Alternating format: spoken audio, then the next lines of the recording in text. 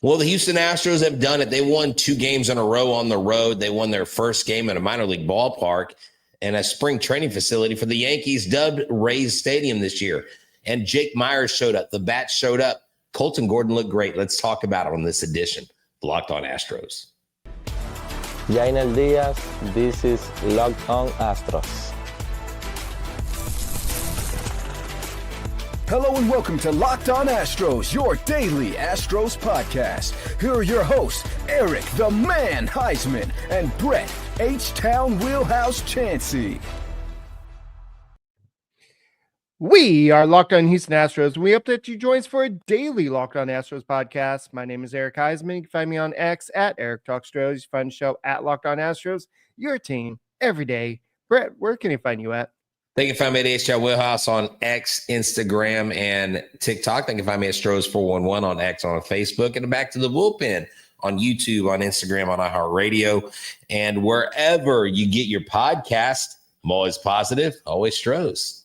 Hey, guys, thank you for making Locked On Astros podcast your first listen every day. Whether it's on YouTube, go ahead, subscribe to us, make us your first listen. Apple, Odyssey, Spotify, wherever you listen to your podcasts, go ahead and check us out. Today's episode is brought to you by back-to-back wins on the road. It's very rare this season, so enjoy it while you can. This team has struggled on the road. Only team that has struggled worse on the road is the the Sacramento A's. And so the Astros are in the same ballpark as they are. So playing in a minor league ballpark, the Astros finally get their back-to-back road victories. And I think a big deal was Colton Gordon. He's a guy, especially with Hayden Wesneski going on the IL for the rest of the year, most likely most of 2026. This is a big deal to have a lefty, another lefty in the rotation. This is a guy that Astros fans have been looking out for the past, 2 to 3 years, and somebody to watch out for. This is now Colton Gordon's time. I know in his first start, he didn't look as great, but he looked like he had more control, and he held them scoreless until I believe it was the 5th inning. But it was a much better appearance today. Yeah. He gave up that home run. Then he gave up back-to-back doubles in the 6th inning.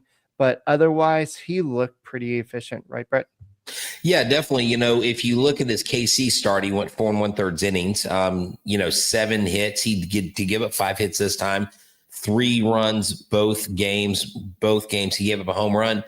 But the difference was no walks and 7 strikeouts versus 2 walks in his first outing and only 3 strikeouts. So you love to see this. And, Colton Gordon is a guy that's got the stuff, Eric, that seems like he's going to be around for a little bit. Like it's not like a pit stop, I think, for Colton Gordon. I think Colton Gordon could be a guy that is someone who makes a few starts because, look, he's doing exactly what the projections have said he can do at the big league level. We had heard about him coming up.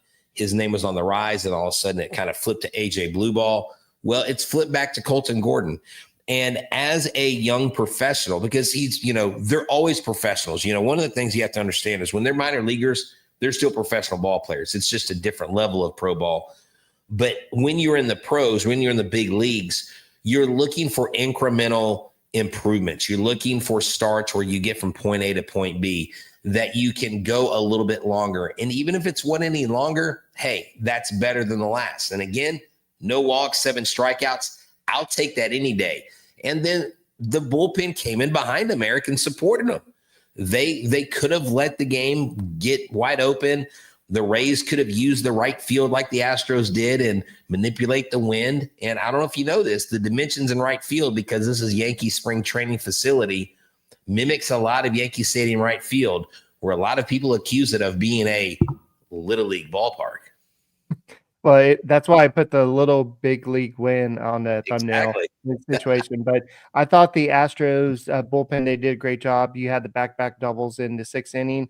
And I think Colton Gordon had 77 pitches to start that inning, and he got into some trouble. And Espada, maybe some people might argue, well, he already had the 5 innings. Why try to get the extra inning with a rookie? He already gave you his best, so why throw him back out there? And I think with the way that the Astros have been using their bullpen recently, this is why. But Gordon, 5 1/3 innings, 5 hits allowed, 3 earned runs, 0 walks. That's a key thing. 7 strikeouts, the 1 home run. His ERA is still 5.59. But I was looking while you're talking, I was looking at his pitch metrics. His fastest pitch was 93 miles per hour with a spin rate of 2068. But if you're looking at his slowest pitch, it was 72.8 with a spin rate of 2636. So that's pretty good stuff. That's a big differential between what he's throwing fast and what he's throwing slow. That reminds me what I know he's Royals Walt was not a lefty, but if I think once he gets better control, get better idea of how to get big league hitters out, I think Colton Gordon's could be a very effective big league pitcher with this stuff, because not only does he throw it slow, but he has a good spin on it, and he was making the Rays look silly at times. Yes, he let that one sit up a little bit, that Caballero hit for a double to score a run in the inning. But overall, his curveball looked pretty good in this game. Yeah, exactly. I mean, 8 swings and misses, like you had mentioned. He was spinning the ball in the zone, keeping it in the zone. And like I said, no walks. That's phenomenal, because, the Rays can be a club that can get to you with the Yandy Diaz, with a Brandon Lowe, with guys like Caballero in their lineup. This is a team that has potential to hit. And whether the Rays are in first place in the East or in last, they're always pesky. The Rays and the A's, they kind of rhyme. They're just those teams that linger around. Now, the Rays have a little bit more, celebrated history than Oakland does or Sacramento does in the last 15, 20 years.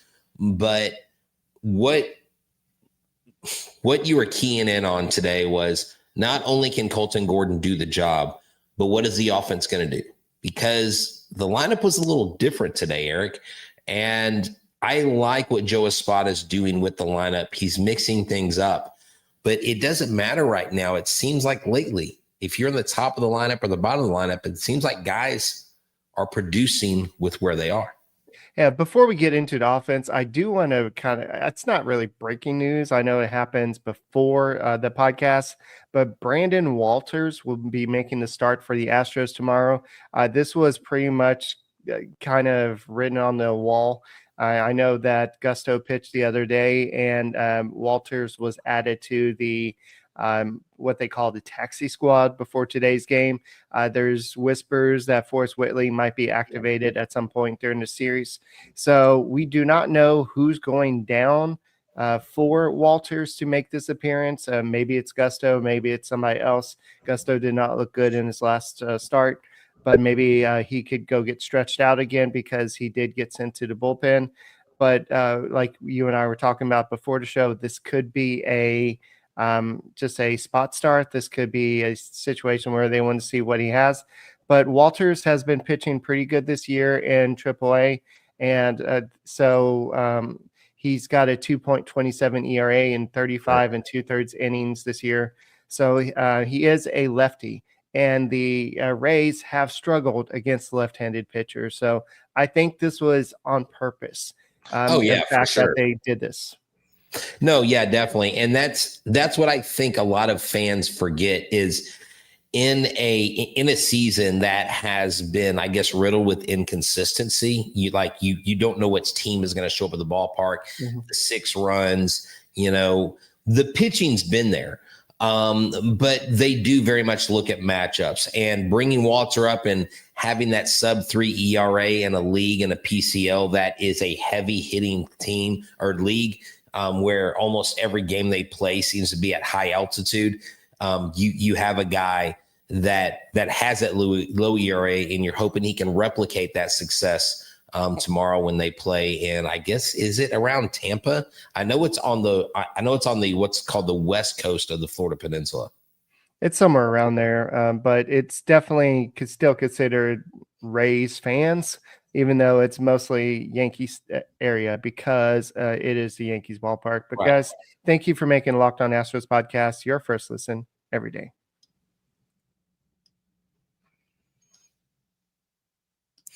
Guys and girls, you ever check your bank account and wonder, where did all that money go? Like between dining out, online shopping, entertainment, Astros games, it's easy to lose track. Well, this is where Monarch Money comes in. It's your personal CFO, giving you visibility and control over your finances. Monarch Money isn't just a budgeting app. It's a complete financial command center. You can track all your accounts, investments, and spending in one place. So you stop just managing your money and start building wealth. I love Monarch Money. Why? Because I know just how much is going out and I can budget smarter and save more. Instead of juggling multiple apps, I can use Monarch to check my finances, track spending, and even long-term goals. And if you're managing money with your partner, we know that money is a source of stress for every couple, no matter where you are in life. And you can easily track shared accounts, personal accounts, set goals, and stay on the same page without the stress. Take control of your finances with Monarch Money. Use the code LOCKEDONMLB at monarchmoney.com for 50% off your first year. That's monarchmoney.com, code LOCKEDONMLB for half off your first year. Hey guys, thank you for making Locked On Astros podcast your first listen every day. Whether it's on YouTube, go ahead, subscribe to us, make it your first listen. Apple, Odyssey, Spotify, wherever you listen to your podcasts, go ahead and check us out. And I know that sometimes when you have a veteran guy that's struggling, you go ahead and try to shake things up. You go ahead and switch the lineup around a little bit. Jose Altuve, he was one of the guys. So we'll talk about Jake Meyers in a second. But Jose Altuve was, to start off the season, was one of the guys that was hitting the consistent bat in the lineup. But he has fallen off recently. And Joe Espada was trying to do something to jumpstart his bat. And so he batted him third for the first time since 2020. So this is a odd lineup. You have Alvarez not in this lineup still. And this kind of moves Paredes to the 2-hole. And this move, Christian Walker still batting fourth. And then Diaz. And I know I don't know if you talked about this or we talked about this, but Joe Espada is not going to move Christian Walker away from that 4th spot. He said that he's earned this in his career, and he's going to let him work out of it. So, well, and there is something to be said about that. I know, look, as fans, you think, okay, well, logically, if a guy's clearly not hitting or showing you that kind of power, why would you keep doing that? But Joe Espada, like you mentioned, said he's earned this. And when it comes to your profession, if someone asks, well, why is this guy in that position? Well, it's probably because you earned it. It's not just given to you. Well, I know that happens in some companies where people just get stuff that they're not necessarily deserving of. But Jose Altuve struggling today. Look, honestly, he should have hit a home run. The ball to left field that he hit, the ball to left field that was it Yiner? I forget who the other home run was. There were Caratini hit a home run. So, but Chas McCormick and Jose Altuve both hit balls to left field. They didn't go out. Right. The wind of the park held it in. If that was in Minute Maid Park or if we were at the Trop, both of those baseballs go out. So I think Chas goes deep if they're at the Trop. I think Altuve goes deep. The balls that did leave the ballpark were the balls that were going to right field. And they actually showed the wind and how it changes. And they were saying the wind is so much an agitation to the game that it's almost more windy than Wrigley Field in Chicago. So look, those are the elements that you're having to fight. And even though you were fighting those elements, you got 2 balls to leave the park. The Rays, they got their scratch, but the Rays didn't hurt you with it, and your pitchers were able to shut them down. But Altuve will come out of this. Altuve's not done. Everybody's like folding them up, putting them in, bubble wrap. Oh, he's Jose Altuve, the old collectible. No, Jose Altuve will at some point get out of this. He will be fine. Do not worry about Altuve. because everybody around him, that's right, Mama Wheelhouse, do not talk bad about Altuve in front of Mama Wheelhouse. She will set you straight. But you're right, folks. He isn't doing what he should be doing, and he does need to do better. But I expect Jose Altuve to have a turnaround here soon. Yeah, he batted 305 in his first 22 games, and his last 22 games, not including today, he batted 176. So he definitely is struggling. He went 0 for fourth in today's game. But the Astros did something today that they haven't done a lot. They actually scored early in the game. They scored 3 runs in the second inning. Yeah. And it was because of Cam Smith. Cam Smith was 2 for 4, and he had his hardest hit ball of the season, take it back, of his career. It was 112.8 miles per hour off the bat. And so that was his previous high was 110.6. So Cam Smith looks like he's becoming a little bit more impressive at the plate. And then he's playing. I know he misplayed a ball where he overran it, so to speak, and it got past him. But the Astros still got a victory in this game. And he had another hit. You had Meyers 2 for 3 in this game. Caratini had the home run. But the big one was Jake Meyers in this game that put the Astros up 4-3 at that time. And if it wasn't for that home run, we could still be playing baseball, because you know how anemic this offense could be at times. But just imagine what this team would be like if Jake Meyers would not be playing. Remember, beginning of the season, we're like, oh, Jake Meyers, let's trade him. Let's DFA him. Let's get rid of him. We need somebody else to play center field. Chas McCormick. By the way, Chas McCormick got his first RBI of the season today. The season. Wow. Well, hey, Eric, hold on. I've got to stop you, because I got to tell you about Cam Smith, about the mini heater that he's been on. Because of his 2 hits today, right? He's now 10 for his last 29. He's batting 344. His on-base percentage is around 450. His OPS is around 850, and he is hitting well. Think about this. A year ago today, he was at Florida State. He was playing in Florida, but as a college baseball player. It's absolutely insane to see what he's doing. And Cam Smith, I expect him to he better be in the lineup the next 2 days, because he probably feels at home. He loves playing close to home. He's probably got a lot of family there. So you absolutely love to see that. You love to see the extra base hits. You love to see the home runs. You just basically love to see the Astros score runs. And even though you got 11 hits, you only had 4 runs. You had the Chas McCormick mistakes on the bases, on the base pass. Chas has only 30 at bats this season. That's insane. Chas kind of he is who he is. He's a part-time player. He has 34 at bats officially this season. Wow. 8 hits, 5 runs. He's batting 235 with a 615 OPS with 1 stolen base. He went for 2 stolen bases today, but he got thrown out. So look, hey, Jose Altuve does not need to steal bases. Jose Altuve does not need to lead off of first.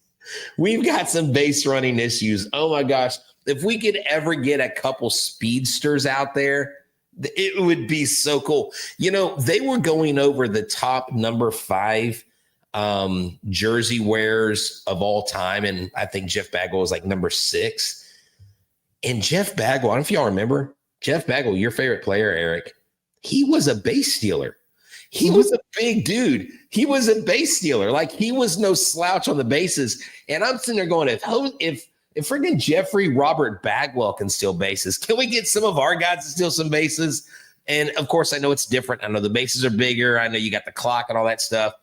But it would be Myers had 8 stolen bases. Are you not happy? Are you not satisfied, Brett? I'm not with one guy. I need more. I need Cam Smith on there stealing bases. You know, Jeremy Pena, I need him to get more stolen bases and not get caught. So that is something that I think the Astros need to improve upon. I don't think it's like totally detrimental, but if you get into a playoff situation, those stolen bases, those moving runners, advancing runners could be key when you're in a close game and playing against tough pitchers. So the number 1 and number 2 hitter as we go to the break, They're batting 309 with 817 OPS right now, 265 with 810 OPS. The Astros are making some positive strides, and Victor Caratini, I think he's benefiting from Alvarez being out, and he's getting some consistent playing time. And so I think that the Astros going to have some interesting decisions once he comes back.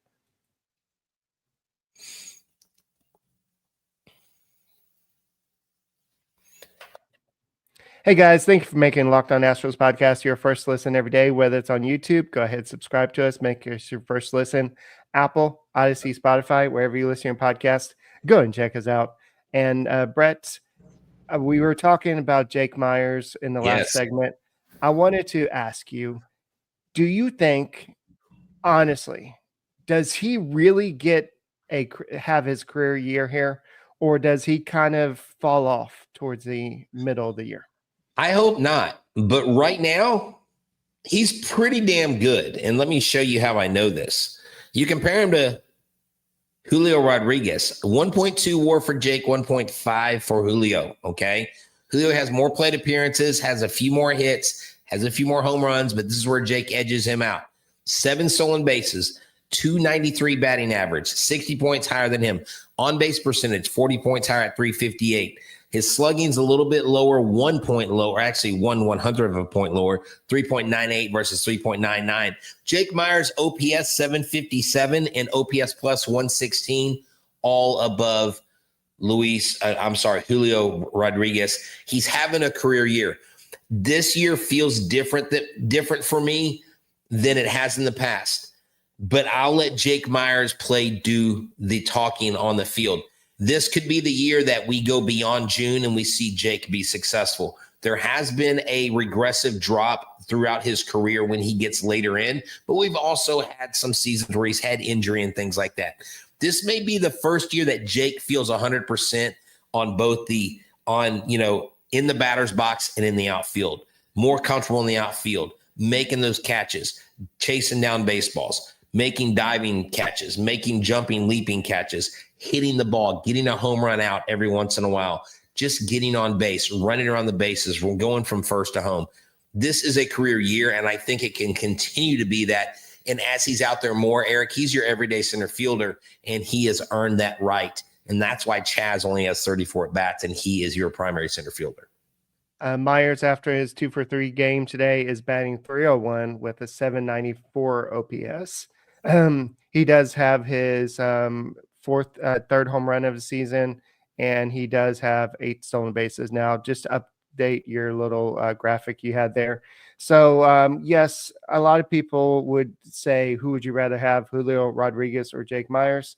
I think a lot of people would say Julio Rodriguez because of the name. But I think Jake Meyers has been playing. Just where would the Astros be without not just Jake Meyers, but Jeremy Pena? Jeremy Pena, I think he's becoming the player that the Astros needed in a season where Yordan Alvarez has not been the guy. He has not been him, so to speak, and he has not been the guy that you could consistently count on.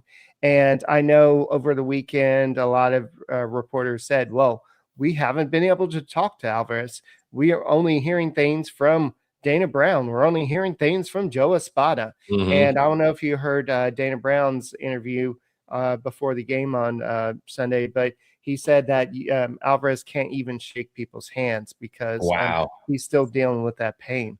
And so it's going to take some time. And we talked about yesterday, it's better for them to be patient right now. The Astros, they're not on this big 13-game winning streak like the Twins were, but they are still 3 games above 500 right now. Yeah. They are still finding ways to scratch out wins here and there. So I think if you're going to want Alvarez to be healthy towards the end of the season, you need to go ahead and be patient. I know we want him back in the lineup. The Astros need a left-handed presence outside of the switch hitting Caratini, but you got to be patient with a guy like that because it's not the top hand. It's the one that's closer to the knob. Right. Having the issue. So this is what he's saying. Number one, he said it's been very frustrating. He said, I didn't think it was going to take this long, but obviously it's been longer than what I anticipated. And he said his hand has gotten a lot better, but that he has yet to advance past hitting off a tee and doing soft toss in the batting cages, and he is still swinging at 100%. Now, if it is something like the hamate bone, which is what it would be if it was an actual injury, okay, if that's what it ends up being, that could, yes. Why are you looking like that? Why are you doing that? Let's not spread misinformation. No, I'm saying if it's the hamate bone, which that is very plausible because that's where it is. If it is that could be something that keeps you out for up to like 5 weeks. Okay. And he's been out a couple weeks now. They've been moving the goalpost. I mean, ever since this whole thing happened, I don't know if the Astros do this on purpose, but it always seems like they don't really know. It's like they say what's going on, but they make it sound like they don't really know or understand the injury. And I'm like, just like, there's no strategy involved in going, well, Yordan might be back in 3 games. Like, trust me, teams are not going, oh my gosh, he might be back the second game. He's been injured. Let the guy rest. But when he comes back, Eric, he has a responsibility to this team. He is in the middle of a big contract. He signed the extension. He needs to show up and he needs to produce. And once he's 100% healthy, if he comes out and he's hitting the cover off the ball, then all will be well in Astros world. And hopefully by then, Christian Walker will have completely woken up. But Christian Walker is hitting better. Christian Walker overall is doing better. So everything is trending in the right direction. But my question is this, Eric. I know we picked up a pitcher earlier from Sacramento. And I know that there's guys randomly that will get DFA'd, like a Chris Taylor, from the Dodgers. I'm just wondering. Talking about Jason Alexander? Jason Alexander, yeah. But what I'm wondering is who's going to be out there and what are the Astros going to be looking for when you get closer to the trade deadline? Are they going to be looking for a bat? Are they going to be looking for a pitcher? As long as these guys start trending in the right direction, it'll make their job a little bit easier what they have to get or not get. So going back to Alvarez, he did, Joe Espada did say, at least what I'm hearing, he's getting better every day. He's going to continue soon to bat, but he also said that, like, I think you mentioned, he's going to try to progress from hitting off a tee to hitting off a high velocity machine. And you might think that would take a long time. So, he's just doing a soft toss, hitting off a tee, and he hasn't seen a 90-mile-per-hour fastball yet. From a machine or from a live person, it's going to be weeks and weeks and weeks. Once Alvarez says, hey, Skip, I'm ready to start seeing the hard stuff, it's going to be just a matter of days before Alvarez is like, oh, I feel comfortable. It all depends on how Alvarez is feeling. If he's saying he's still feeling that pain, if he's not ready to go, then Joe Espada is going to play it conservatively. And so Espada said, once Yordan tells me, Joe, you know what? I'm ready to go. Let's go in there. We'll throw him in the fire. So the question is, where does he go on a rehab stint? Does he just get thrown back into the fire, so to speak, or what happens there? So, Brett, if you were Joe Espada, would you send him down AAA to get some at-bats before he gets back in the lineup? When he's ready to hit, absolutely. Get at least 2 or 3 rehab starts. Yes, because I need a rehab start. I don't care if it's DH. DH him, rest him a day, see how he feels, play him the next day. If he hits, no pain.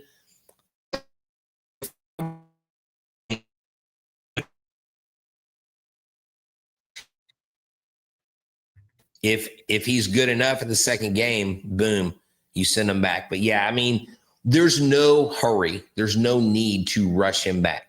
The Astros are taking care of business, and right now we don't need to worry about that. So, yes, he will get some rehab starts. I don't think it'll be more than 2 or 3. And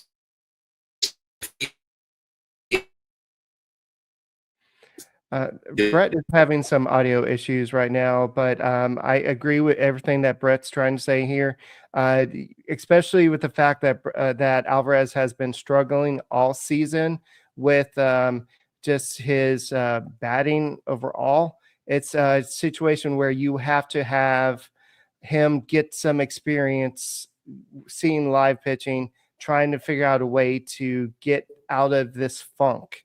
Once he gets out of this funk, I think that you'll see a much more confident, much more ready to be that guy again. Yeah, I'm sorry. Did I fade out? I kept seeing our screens black out, and then I was getting signal issues. And yeah. I'm in two different windows right now. Something's up with StreamYard. Anyways, thank you, StreamYard. Such quality. Yes. But anyways, Brett, to follow up on your question earlier about the trade deadline, I think there's so much that's going to happen between now and then. How healthy is Alvarez going to be? Christian Walker, what's he going to do? How is the Astros starting rotation going to look at that point? Who's healthy? Spencer Arrighetti, where is he coming back? Who's healthy? There's just so many question marks at this point. It's really too early to speculate what their needs are. Well, and I think guys like Shea Whitcomb and people like that, if they, Shea Whitcomb's red hot. I think he's going to get a shot at some point. It's just right now, where do you put him? So the Astros, hey, man, this is going to be a fun season. We are a quarter away through the season. And look, the Mariners are playing the White Sox. Of course, they're going to win that series. But if they can win, look, both teams come in hot this weekend. That's going to be a fun series. Yes. So, guys, thank you for making Locked On Astros podcast your first listen every day, whether it's on YouTube. Go ahead, subscribe to us. Make us first listen, Apple, Odyssey, Spotify, wherever you listen to your podcasts. Go and check us out. Don't forget to check out MLB Game Night. It's all the different live reaction from all the hosts after their team wins, loses. It's all across baseball. That way you get to see. So, Brett, we'll be talking about another victory tomorrow, and we'll see y'all. Go Astros. Hey, I didn't black out. Well, you sort of did. You blew it out. Blew it out.